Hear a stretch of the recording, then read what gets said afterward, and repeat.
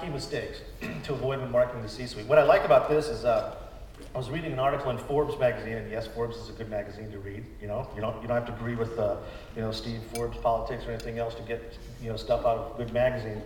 But what I'm saying here is not something that I believe. It's something that's based on a survey that they did of CEOs, and this just came out in July, toward the end of July of this year.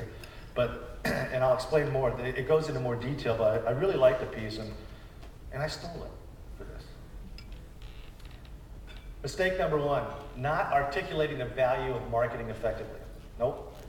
What do I mean by that? What I mean by that is you presume that the CEO or the CMO or the COO or the C-suite, you presume that they place the same value on sales and marketing that you do. Bad assumption. And why is that? Because they've got other things to worry about.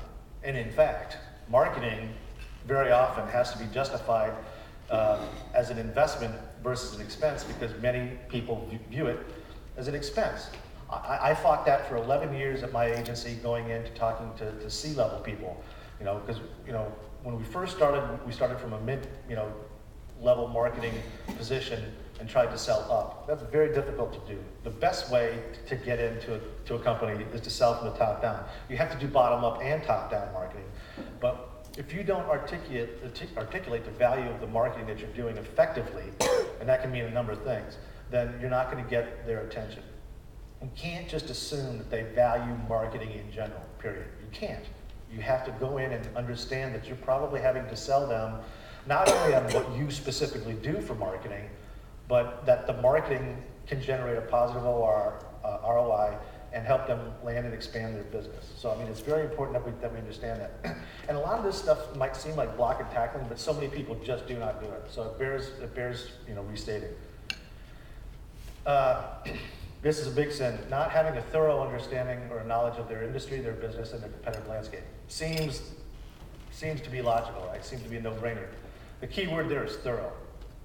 I can't tell you how many times I've had people come in and talk to me and think they know about the agency business and what my workaday life is like, having to run an agency, and you can get exposed very, very quickly. And we're going to talk a little bit about some of the things you can do to avoid that later when we talk about messaging. But if you don't really, put it this way, if you haven't done your homework, you're going to be exposed pretty quickly as someone who just is coming on with the come on, and that is the big cardinal sin. So do your homework, understand their industry, their business, and their competitive landscape, and you'll have a lot better chance of actually engaging these people. I like this next one. Can't dance. What does that mean? That means that if you're on the hot seat, let's say I'm talking to you and by some great stroke of marketing genius, you've allowed me to come in and talk to you, and suddenly you start asking me questions, right? Relating to number two, if I don't have a thorough industry knowledge, thorough understanding of your particular business as much as I can, and Google is your friend, but so is Forrester, and all those companies that do research. If you can't dance when if I can't dance when you sing, and ask me these questions, again, I'll be exposed pretty quickly as someone who's just got a very cursory, superficial knowledge. And the article goes on to talk about what that means in more specific terms. But the idea is that if you can't roll with the punches, and understand, that what happened last quarter in my business may not have any bearing on what the next quarter needs to be like, then you're not going to get the credibility. And if there's one thing I want to stress throughout the rest of this presentation, it's about credibility.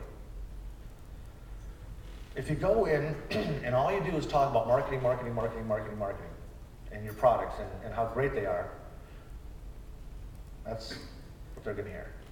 Marketing. If you don't talk about their processes, and I mean operational processes, how things come in through the door, how phones are answered, how product is shipped out, what their distribution channels are. If you don't understand how their various departments interrelate, if you don't understand how to integrate their services, then you're going to, again, be met with a deafening silence, because they don't want to hear how great you are, okay? They just don't.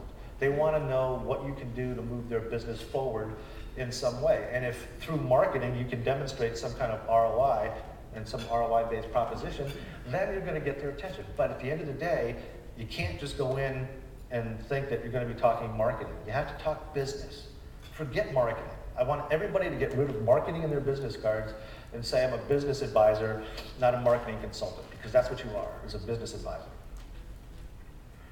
And if you can't articulate an ROI value proposition to people, that means you really don't understand how they spend their money and where are good places to invest their marketing dollars and where there are places to cut their expenses.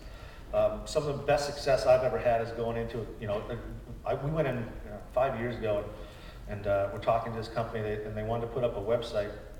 And we asked a simple question, I don't think anybody had asked this, is like, why? And he said, well, our competitors have a website. Well, good for them. Why do you need one? Well, because our competitors have a website. And what do they do with their website? Well, they're doing this, this, this, and this. Is that what you want to do? Well, their business is a little different than ours. Okay? And I said, you know what? You're not ready for a website yet. You need to figure out your business strategy first. You can't just go, because a website without a business strategy is what I call indoor-outdoor.